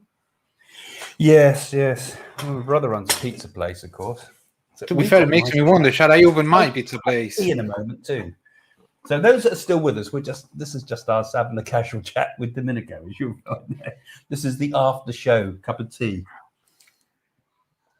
Any thoughts about that tonight, Domenico, with dowsing? Have you ever had any thoughts about what you think about dowsing? Oh, that's pretty famous in Italy. Oh, really? Oh, right. Yeah, that's interesting. Yeah, both Dowsing and the Pendulum, they are used widely. I remember my mom was doing it with the. You need to separate She was the doing plates. the Pendulum with. Don't drop it on top of this. Sorry, Domenico. Yeah. Toto Calcio. Toto Calcio basically was this. It was a game like the Lotto, but you had to tell the football results. Okay. 1x2, depending which club was winning, or would win. And if you done 13, you would have won millions. Yeah. And she was using the Pendulum. And you did it with the Pendulum? Yeah, but never worked. Cake. Actually, it looks pretty good. Jane made this one today, actually. I didn't make I've it. done so much baking and that. I think everybody's been baking till they're... Well, Danielle makes nice experts. Italian food, doesn't Actually, she? that's quite a nice cake. Or are you going to plop it? Put the cake in front of the camera. Show it. This is the one I made earlier. Anybody wants some? Just put a message in the live comments, and we'll pass you a piece. Actually, some if you're on quite close. I'm going to make a cup of tea. Okay. Talk to Domenico about those Italian. Yeah, tell us what they used to Because that do would in be quite Italy, what they were trying to look for. With Well, dowsing. dowsing was used mostly to find water.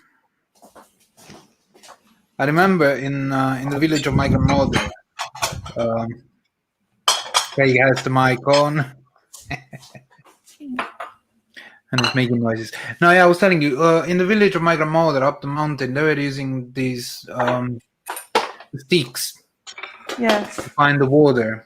And mostly it was because the village is really small. It's like 200 people living there, and all around is just nature. And they're all farmers, so they were looking for rivers or underground water. Yeah, it was pretty interesting. I tried that too. Because in Italy, you've got all the real traditions, haven't you, that go back and pass through families.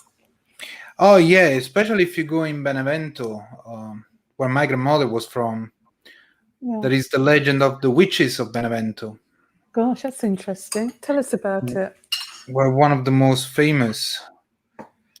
Oh, it's just this legend that Benevento was the place where witches were living because of all the nature that is around there. And if you still go today there, in the forest, you're able to find areas where there are stones or circled around, Oh gosh. made in circles. Yeah. There are still today people that are doing pagan rituals, although they are even Catholic. That's the other funny thing. Gosh. Like that's something I never understood. They believe in God, they're Catholic, but then they follow pagan rituals,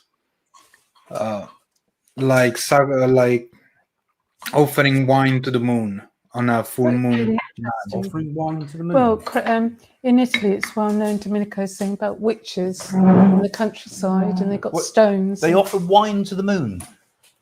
Oh yeah, you don't know the. I love all those ancient superstitions. great. I find them more about- really, really interesting. It's more So about is that why Wiccan. it's so famous for the red wine? No, it's no. Well, Italy is famous for any type of wine, but the wine to the moon is actually a Wiccan ritual that is done at the first full moon. Yeah.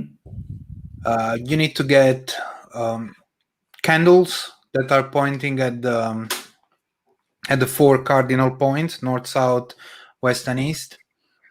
It has to be a full moon. You need to have a glass of wine, an apple, and you basically have to follow this ritual in which, pointing at each and every point, cardinal point, you say that you offer the apple to the his demons. I can't remember which one was, of the north, and then the south, west, and east, and the wine to them. And then you ask Diana, the moon, for something you really want.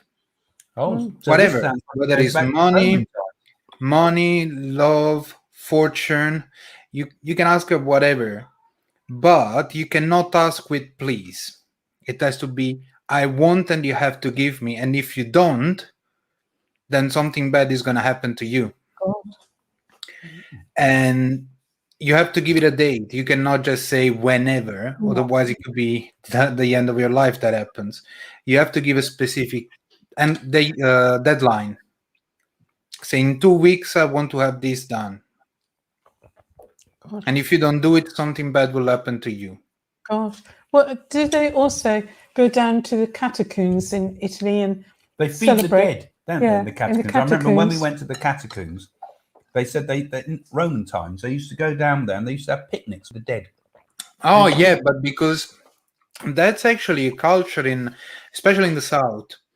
I used to go to the cemetery with my grandmother during summer in the village where she was from. The cemetery was a small place, and I used to go there with her during summer and have a picnic there and seeing her grandmother, and was like having a picnic with her grandmother too. There is a different relationship between death and life, especially in the South. It's more of I think is a kind of grieving.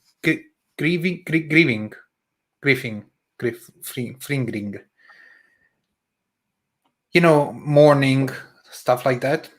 Yes. Like psychologically talking, they try to still get in touch with the dead family members. Yeah, fascinating.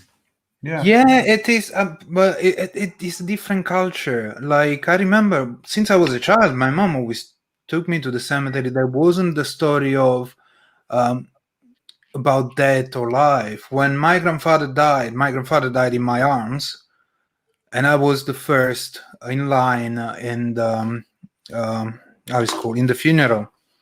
Because you know, the funeral in Italy, especially in Naples, is not just in a church or at home. You first go to the church. Well, actually, from home, you go to the church. Then from the church, you follow the hearse till the cemetery by walk. St. Mac Island. You see, we're losing all that here in England and in Scotland and Wales. I mean, there's still pockets of it around. but it's kind of all become. We're becoming like America. It's all become the same. It's all become. But all those things are fascinating. It's still there in India, with all the old rituals going on. Still, some of it goes on here, isn't there? But often it's people that are consciously trying to sort of In Ireland, be druids and things. In Yeah, Ireland. islands. There's still lots in Ireland. Still lots of strange superstitions there. I mean, my nan used to be pretty superstitious, and your nan used to be too, didn't she? Yeah, but as I told you, centuries, don't they? Absolutely centuries. That's interesting what Domenico's doing about witches and things. Yeah. I mean, in Naples, there you had that strange phenomena where they've got that. Did you tell me about that bleeding Madonna? The blood comes alive. The blood of San Gennaro or Saint Gennaro blood. That's actually it. And actually, the last time that they've done it, that was a few months ago, it didn't liquefy.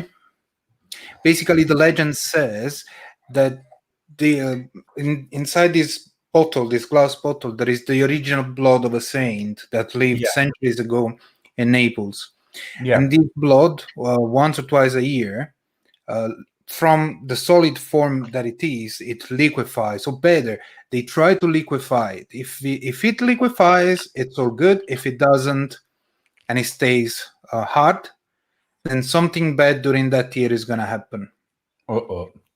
The ones that it didn't, that remained solid was in 1981, and there was a massive earthquake in Naples. And another time that it didn't liquefy was actually last month. So we could be worrying about things like Vesuvius or the virus or anything. I've often worried about that Vesuvius. I remember before saying about that, just before you went to Ishnia, actually, it happened, didn't it? Wasn't there? Oh, yeah, we got a lot of superstitions and stories in Italy, like wherever you go. The southern you go, the more they are. Oh, loves it, doesn't it? All that. Sorry? The Catholic Church loves it, doesn't it? All those superstitions. It takes all the old superstitions and weaves them into its Catholicism. I mean, like when they take the Madonnas out of the church and then go and take the Madonna down to the sea and drop the Madonna into the sea to make sure we're going to get proper weather or whatever, rain. Oh, that's down in Sicily. Christianity. That goes right the way back to the earliest forms of sympathetic magic.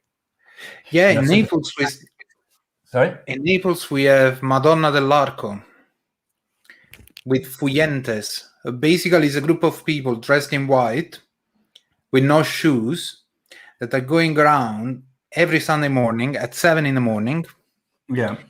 Asking for a donation, and people throw money at them from the window, and they're going around with the Madonna on the shoulder all around the city. And we're talking about Naples, not just it's like talking about London. Yeah, I suppose so. Yeah. But the other thing, and that's what actually southern Italy mostly, I don't want to say the north because they're not as much, but southern Italy is actually polytheist. Did you know about it? It's what? What? Polytheist. Holidays. They believe in multiple. Speaking the English. Cut his finger off. They believe in multiple. I don't want to say gods, but entities. Oh, okay. Entities. Okay. Yeah.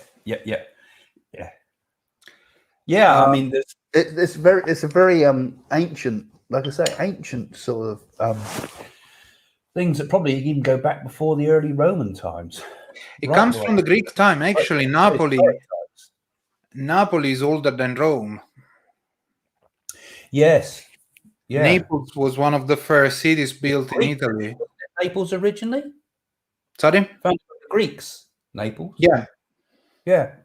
The Greeks founded Naples, and the original name was Neapolis, that in Greek means new city. Oh, polis. Yes, polis that's Greek, isn't it? Yeah, Nea means new, so Neapolis, new city, and then it transformed into Napoli. Okay. Yeah. Metropolis. Yeah. And There's a cat running around out there. but then you need to consider that Naples had, well, we had the Greek originally that built the city. It has a dock, so it was in contact with all the South Mediterranean. So with Morocco, Egypt, Greek, all the South Mediterranean areas, North Africa, Arabia, and all these things, they were in touch with Naples throughout the history. Naples has always been multicultural, and it absorbed all the different cultures into one. Yeah. That's why we are so found easy. We find ourselves in different parts of the world. Well, when we went down to Sicily, of course, we went down to they had a massive complex of Greek temples, the name of which I forget at the moment. Something, wasn't it? Condor, Agrigino. Something. Agrigino. I can't remember. It's famous anyway, and it was absolutely magnificent. I mean, there was more.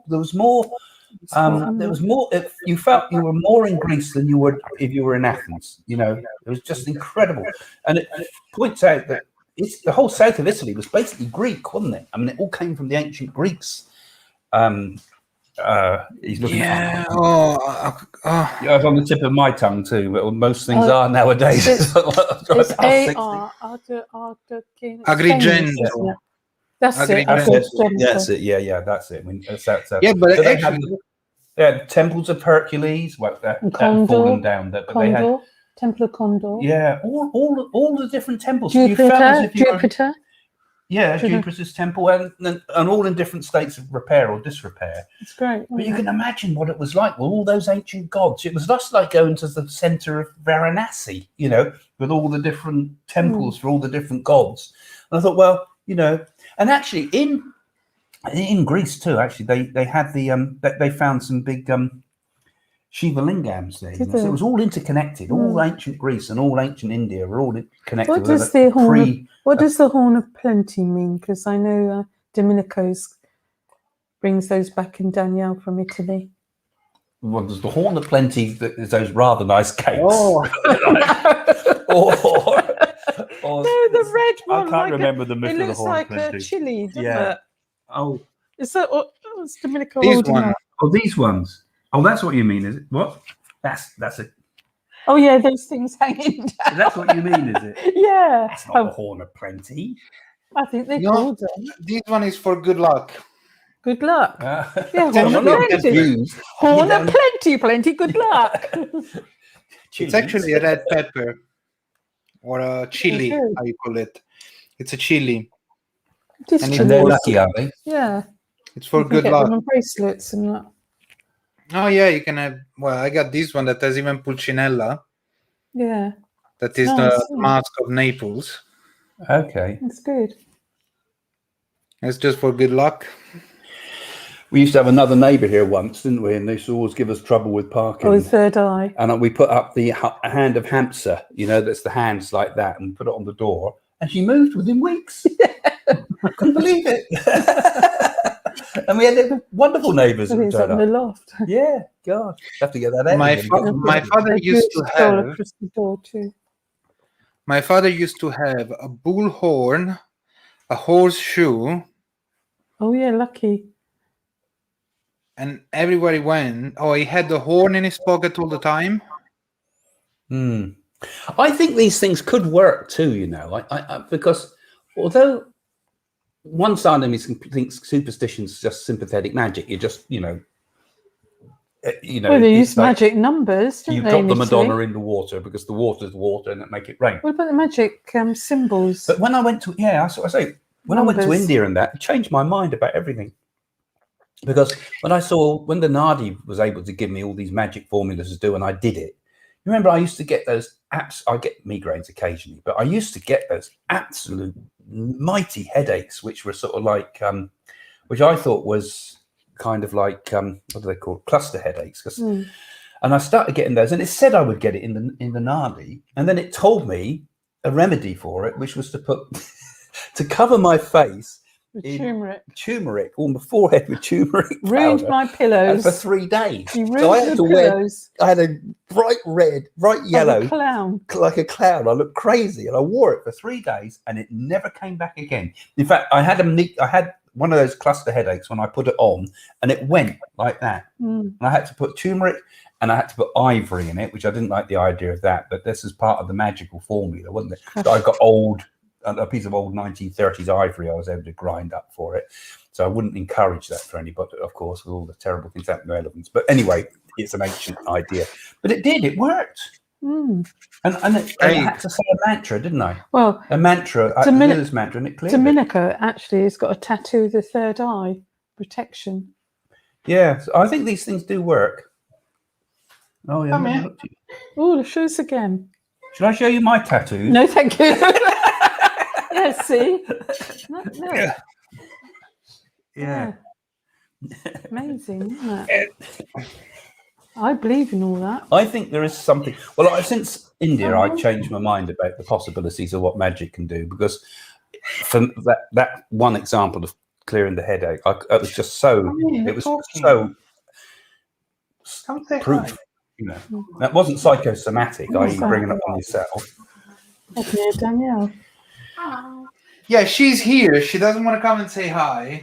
Come and say hello to your mother. Come and say to Come and say hello to your mama. just the two of us and the 88,000 people that are watching.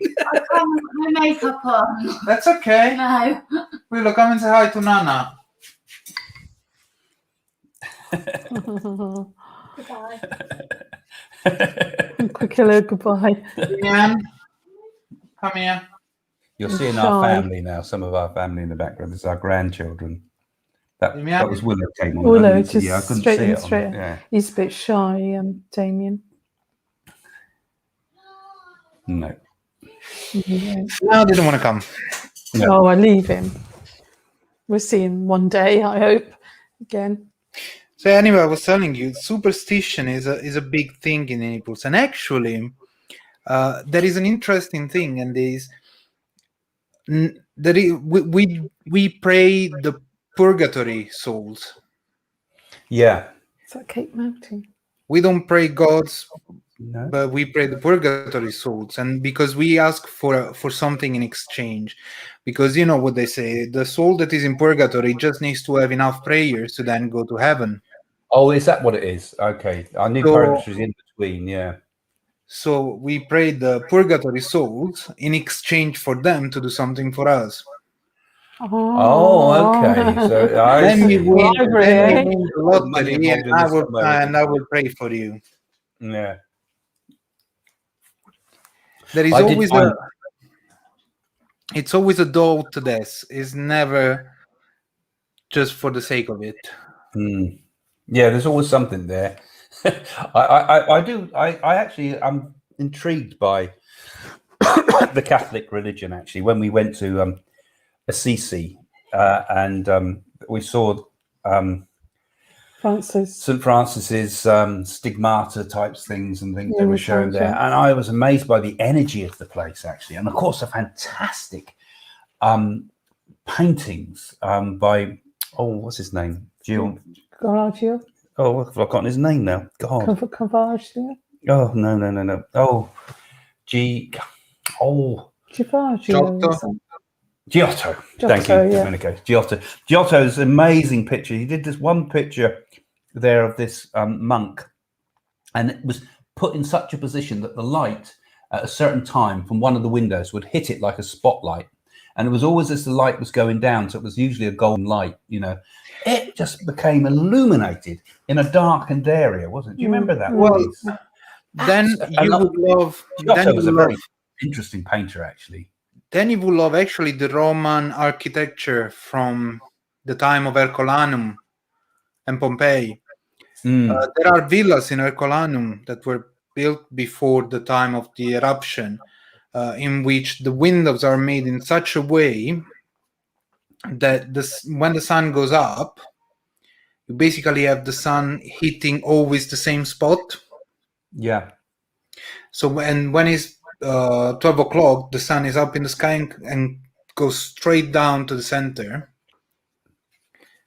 And they were made on purpose. So they used to build really deliberately to make sure that the sun was. I mean, some of those places in India were temples that would never cast a shadow because they were built in such a way they couldn't cast a shadow. They're made on purpose, and I'm surprised how. There were places in Herculaneum villas with a swimming pool that had the windows made on purpose, that the water was always kept warm by the sun, whichever position it was. Because we looked all around that section in Herculaneum because we went all around, and Pompeii. Yeah. But the bathhouse section there was particularly well intact. Well, they're ahead of their time, and it reminded. I used to have a dream of being in a place like that where we were. I think it's a past life dream because we were laughing about the emperor, what an idiot he was, and we were laughing about an emperor called Vespasian or something like that, and when I went to that place, that was just like the place in my dream. I said to you when we went there, didn't I? Yeah. I said, "My God, this is what I dreamed." You know, because I'm sure I had a life in Rome. You know, I'm sure you did. Yeah, certainly when that comes to things like the cakes and things like that. Yeah, if you were talking about Vespasiano, the emperor, from which name now are called the toilets. Was he an idiot? Because in the dream we were ripping him off, and we were laughing about him because he was a fool and he could be manipulated, and so I must have been fairly high up if I was doing that, and we were manipulating him, you know, and I was another personality, you know, completely, and we were all laughing about what a fool. Did he have? I know that Claudius had a stutter, but do you know if he had anything odd with him about that man? Something odd with him. We're talking about the Roman times. Yeah, I mean, I know. Just you probably know your Roman history better than I do. I know some of it. There were many weird things at the time.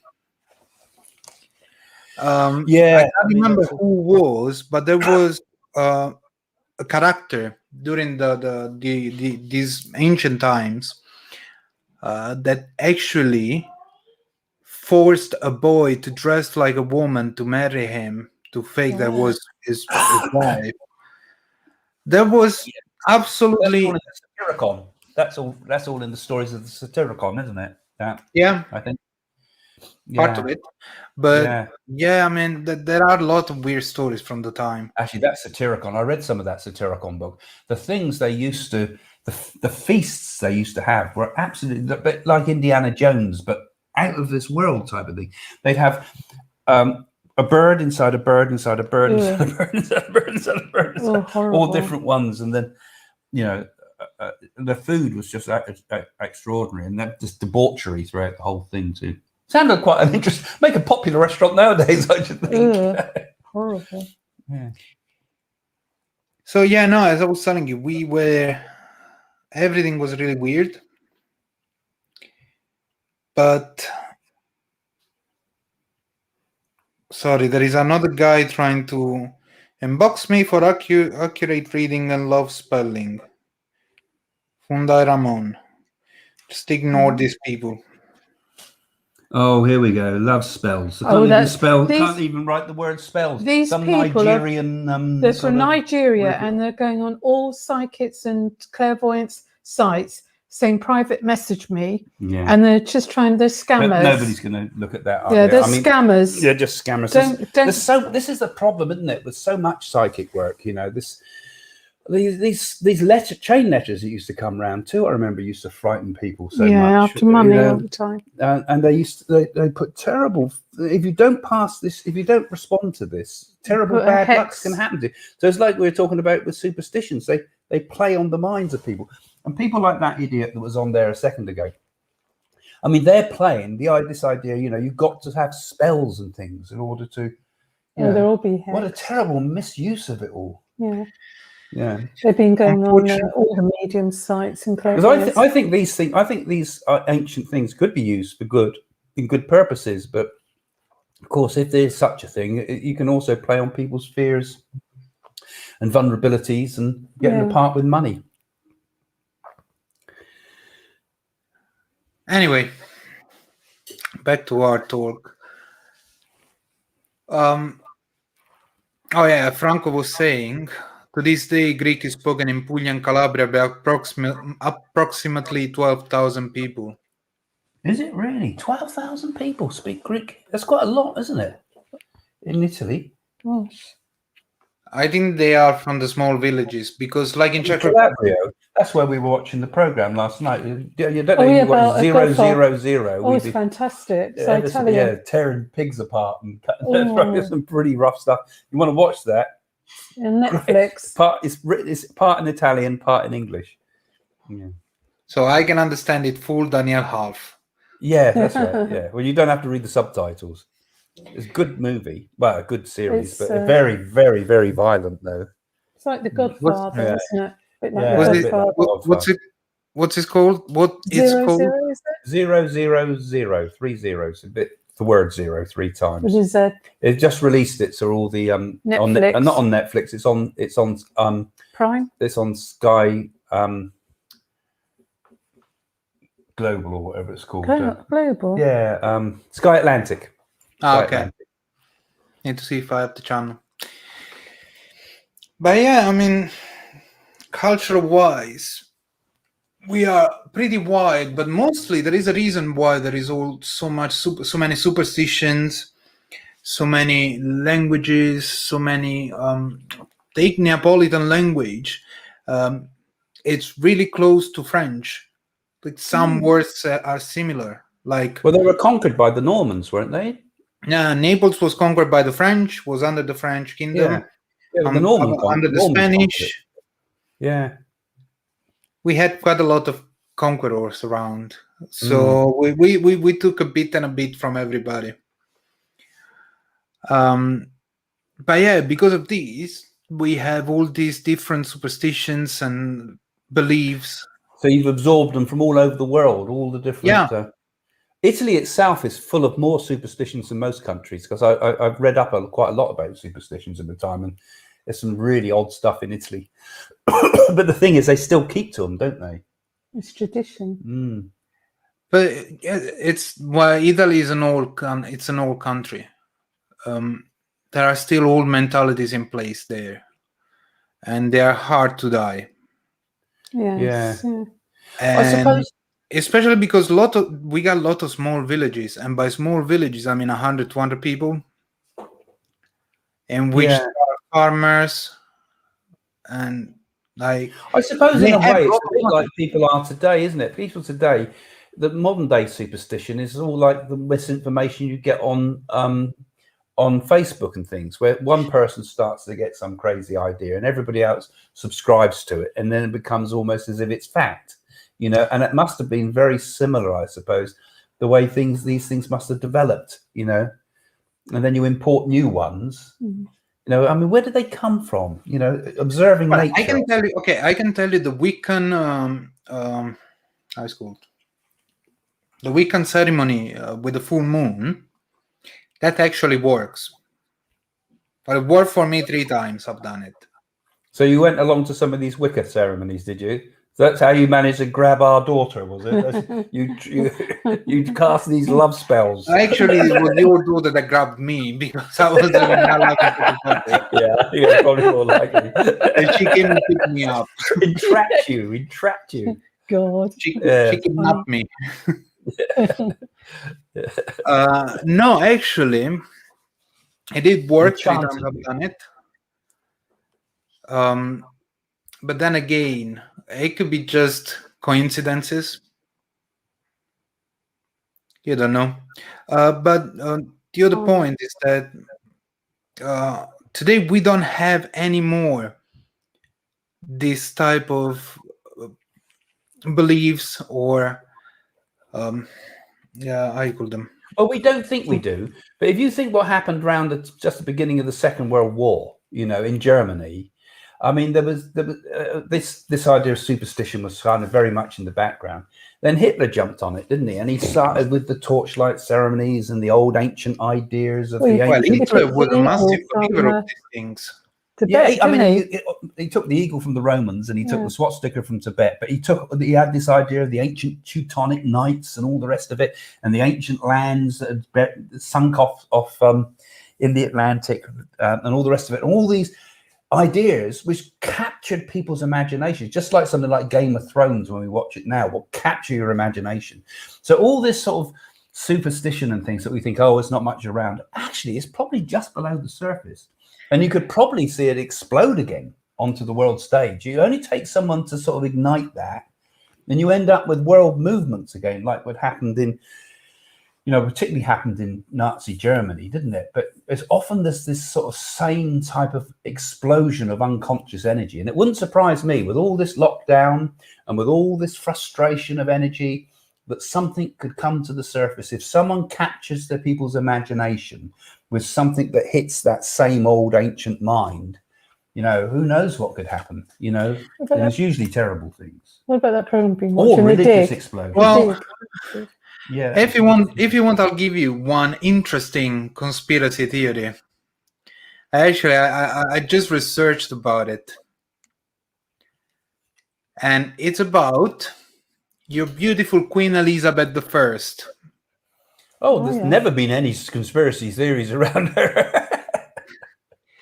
Oh, Did you Elizabeth know? the first. The first. The first, okay. Not Okay. second. First, not the second, the first. Yeah.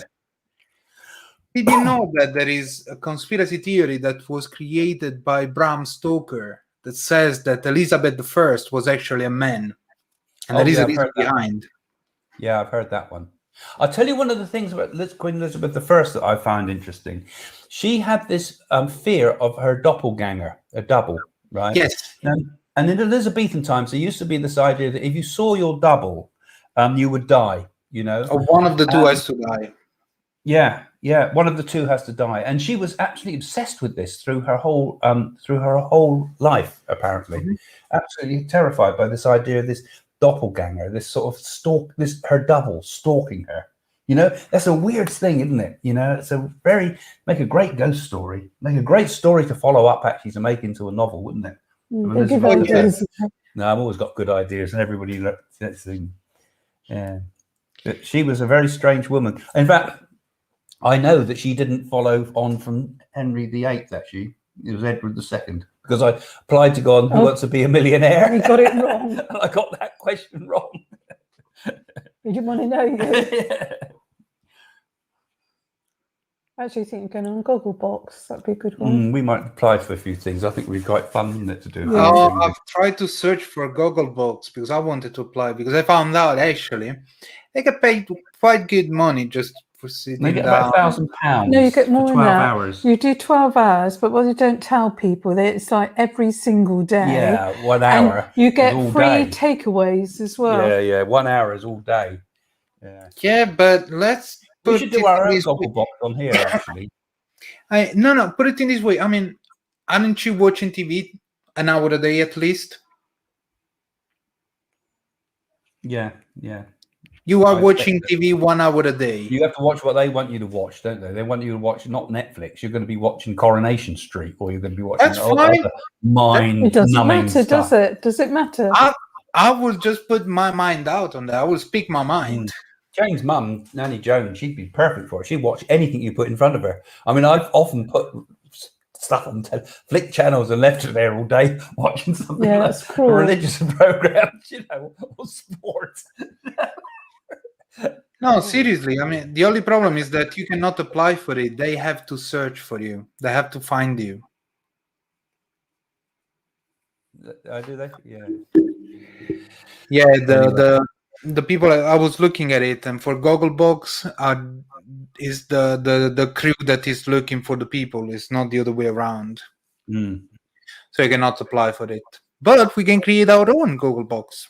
Well, I was going to say we could do a Gogglebox on this program. We could Just we to could, be in fact, fair. we could have you and Danielle watching at one end, and me and Jane watching here, and we'd jump between the two, like we can do it with this system we've got here. But not live. Yes, much more. Of course, it's got to be live. Much more fun. Then people can see when we make mistakes, and I drop the cup of tea and all the rest of it. And Jane gets angry because you stain the carpet. Exactly. Yes, That's the TV. That's what's interesting, isn't it? Everybody wants to watch you fail. I know, but Well, it would actually, be too long. And it would Domenico be only on one show. And Danielle should go on Come Dine with me because she's got a very good cook. We were asked on Come Dine with me, weren't we? Didn't want And we to. were Oh, asked on White. we actually got invited to come dine with me. She should do it. Yeah, you did too. Yeah, they look. Yeah, but Danielle said no. Oh, we could go Actually, on. they were really interested in having us on the show. We could go on with that house program thing because one of the presenters came to see for reading, didn't we? Where we could go and buy a place in Italy. oh, Amanda Lamb. Yeah. Yeah, no. Oh God, I got an idea. You got to call them and say, okay, we want to make the show where we are going together to buy a house in Italy. Domenico will come with us, but we will call him just Dom. He will just speak English. And when they try to cheat on us, then he will answer back in Italian. You can call them out. funny. You can break their fingers. No, I just answer in Italian like I know what you're doing. Don't even try it. And see their faces. Yeah. Yeah. I think that'd be a good one to do, actually. We were asked on one, weren't we, once on that one of those? No. Yeah, I think one of them. I mean, we've had so many calls in the time. Every single We show. turned a lot down. Turned 99% of it down. Because what's the point? But you see, that's because in the old times, within quotes, a few years ago, there wasn't this mentality like it's today, where people want to see normal people on TV, not like special characters like this. Yeah, And- people are watching us now and enjoying it. You know, this is our after show thing, of course. You know, I hope. Well, I hope so. They're probably all Do. left. I think that brown dog's the only one that's left. That's funny. Yeah. The funny thing is that she's a friend of mine, so Oh, that was a friend of yours. Was it? Something you Yeah. knew? Franco, was that Franco? Oh, right. Okay. no, Ellie. Oh. Yeah, they're part of a club. But yeah, no. Anyway, I think one we need to.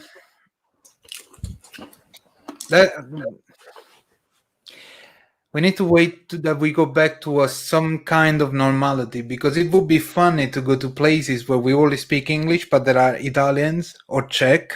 Well, one of the things we want to do, isn't it, is we're going to take this on the road, aren't we? I mean, if we if we could get the that's comfort something I like to do. All of us in a big vehicle or some vehicles that we can all go around together and we can go and explore. I think, first of all, Italy. We're going like Venice. I mean, Uri Geller did some good stuff in Venice. Then we need a boat. Program there. But going to the old place, the catacombs and all that sort of thing. Well, catacombs are everywhere. The place, Naples the are place. the one. Naples has one of the most famous. Yeah, and the underground section of Naples is enormous, isn't it? I Oh, what, if the we could go down, tunnels? yeah, City. It's Yeah, a they've got proper city. strange music. yeah, it's all the old water. Yeah, area. system. But they got No, cars. it's not the old. No. Wait, it's not the old water system. It's not. That was the subterranean Naples. It was a city created on purpose It's not a to save city. people from the First World War and from the Second World That's War. Oh yeah, right. that part. And Yes, yes, actually, and actually, there are cars of the yes. Cars down time there. still Yeah. down there, and They they're couldn't not get them that out again. Yeah. That'd be interesting, wouldn't it? Yeah, I mean, if we could take this whole show on the road, I mean, I think we could have some fantastic fun on one hand, but what an interesting program it would make all of us, you know, because people find us interesting, I think. They But you find see, me. if you want to make it, They find you a bit too much. Yeah. But if we did it with fun and serious at the same time, you know, I mean, it'd be a tremendous experience. Did it all live sometimes as well, you know? I think it'd be very powerful. What's that one in Italy where there is a young child aged 3 that died and they've preserved her? I don't. She's down in the catacombs, about 3. No idea. I don't know, Almost Haunted. They've done. Oh, did they? Yeah. But that no sort. We were asked. I was asked. Well, we were both asked to do that originally, weren't we? Didn't want to. Yeah. what was that? We were asked to do most haunted ones too. Oh, I wanna go to some ghost hunting. I think we should do it properly, you know, because the thing is with those programs, they really just out for sensationalism and to make something happen. And often the things don't happen. But you know why? You know why I think if we'll do it together, it's gonna be the best one compared to the others. Yes. Because we're in the other intelligent show, about what we do. We're looking for it's not proper only that. evidence. It's not only that. In the other show, when they hear the noise, they're just like, "Oh, what's this? Let's go discover it." I will just be like, "Oh, F this shit, I'm out." Yeah. I think it would be interesting. I mean, I think if you get proper mediums doing it, because most of the people that do these things are just people that are interested in it or look good for the camera, because that's what the producers want. If someone's prepared to go over the top and say crazy stuff, we want you. If you're serious about what you do, you know, not so sure you should be like that. Can't you ham it all up a bit, you know? But I think people will be much more interested in a serious type of thing, you know, because, you know, these things are real, but they're not like you get on 9 o'clock. Yeah, not like you get. Yeah, we'll have to finish now, but not like you get on the telly and on the film. Yeah, we're gonna have to finish now, Domenico. But yeah, it's time to go. So thank you for everybody that's followed us on our after show. And thanks, Domenico, for doing all this. Yes. So we'll have to say goodbye to everybody that's still nosing in on our conversation there. And we're going to say ciao. We're going to say ciao. Good night. Have a nice weekend. And ciao. Namas ciao.